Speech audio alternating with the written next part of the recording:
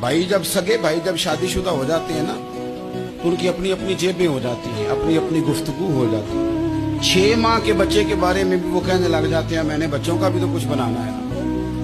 उन्हें बिल्कुल अब वो चीजें नजर आनी बंद हो जाती हैं जिसमें वालिदैन और बहन भाई शामिल होते हैं। वो कहते हैं मेरे भी तो बच्चे हैं। लेकिन ये भाईचारा मुहाजिरीन और अंसार का इतना जबरदस्त और माना खेज है।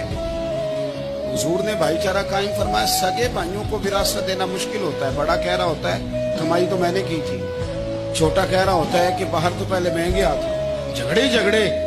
लेकिन ये तारीख इस्लामी का वो भाईचारा है कि जिनमें बरादरी, कबीला, रंग, नस्ल, इलाका एक नहीं, पर हजारों कौमें वजूद में आई। बाहर में खुश्क तर के रिश्ते से हमने बुनियाद दोस्ती रखी, याद खैरुल बशर के रिश्ते से। और इकबाल ने जिन अंदाज में इस मजमून को बयान किया है वो अंदाज ही निराला है।